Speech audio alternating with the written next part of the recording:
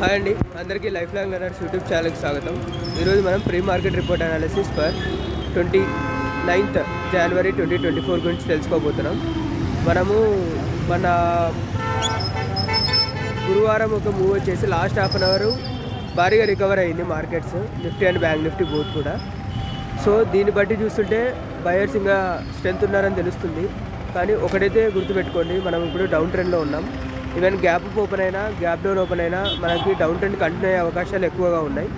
So budget వరకు కూడా 1st February budget release అవబోతుంది. అంతవరకు కూడా అంటే ఈ మిగిలిన 3 days కూడా మీరు బేరిష్ ట్రెండ్ కంటిన్యూ చేసుకోవడం would be the best option. Upside మాత్రం చాలా జాగ్రత్తగా తీసుకోవాలి.